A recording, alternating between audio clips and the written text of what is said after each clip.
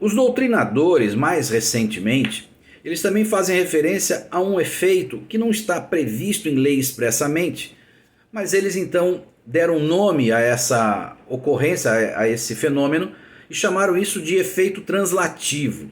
O que significa?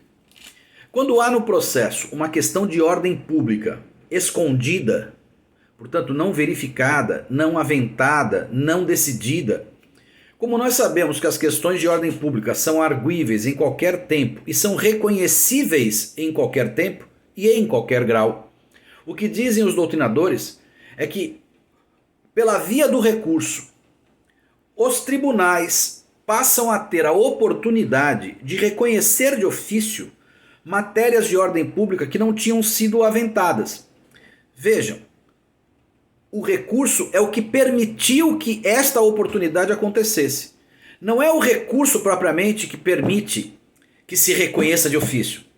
O recurso apenas foi o mecanismo que fez o processo chegar no tribunal.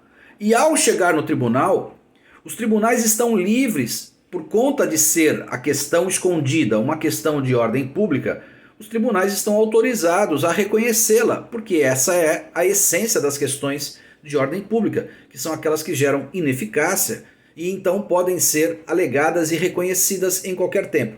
Ainda que não tenham sido alegadas, podem, pelo efeito translativo, ser reconhecidas pelo tribunal e fará isso por causa do recurso. Não que o recurso tenha aventado esta matéria, mas o fato do recurso ter levado o processo ao tribunal permite então que se utilize desse mecanismo do efeito translativo. Ainda dentro da parte geral, há três fenômenos muito importantes que são a desistência no artigo 998, a renúncia no artigo 999 e a aceitação no artigo 1000. O artigo 998 trata da desistência, dizendo que o recorrente poderá a qualquer tempo, sem anuência do recorrido ou do litisconsortes, desistir do recurso. É óbvio, a desistência é um ato unilateral. Se eu interpus um recurso e não quero mais que ele se mantenha, basta que eu desista. E isto é um ato unilateral e não depende da parte contrária, até por uma questão, né, gente? Se eu sou recorrente, é porque a parte contrária, como recorrido, ganhou aquela decisão. Ela se beneficiou com aquela decisão. Portanto, não teria nem sentido lógico ouvi-la para que concordasse com a minha desistência, porque é evidente que ela concorda, porque ela ganhou aquela decisão. Porque se ela tivesse perdido, ela teria também recorrido. Então o recurso pertence ao recorrente, de modo que se ele deseja desistir, ele simplesmente apresenta uma petição desistindo do recurso, essa desistência será homologada e o processo, portanto, será extinto em face do trânsito em julgado daquela decisão, que então se torna definitiva. Se for uma adesão interlocutória, aquela decisão simplesmente se torna preclusa e o processo segue naturalmente. O outro instituto é o da renúncia, artigo 999, que diz a renúncia ao direito de recorrer independe da aceitação da outra parte. Ou seja, se diante de uma decisão, ainda correndo prazo para que eu interponha recurso, eu renuncio ao recurso, isso é um problema unilateral. A renúncia é, por excelência, um ato unilateral que não depende da aceitação de ninguém.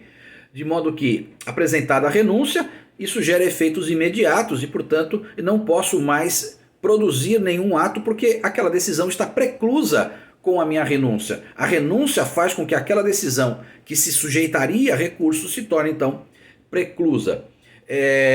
A renúncia, óbvio, ela é normalmente colocada naqueles acordos que as partes fazem, em que o réu concorda em pagar, o autor concorda em abaixar o valor, e eles colocam sempre no final dos acordos que as partes renunciam ao direito de recorrer para que aquela decisão homologatória do acordo não fique nem sujeita a prazo recursal. Como eles já renunciaram, a decisão que homologa o acordo, ela transita em julgado imediatamente. E o terceiro instituto é o da aceitação, artigo 1000, que diz que a parte que aceitar expressamente ou tacitamente a decisão não poderá recorrer. É o que a gente chama de preclusão lógica, né?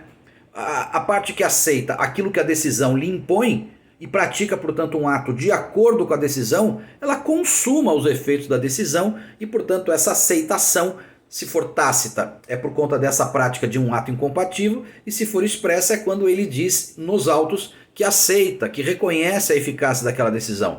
É óbvio que essa conduta é incompatível com a vontade de recorrer, ok?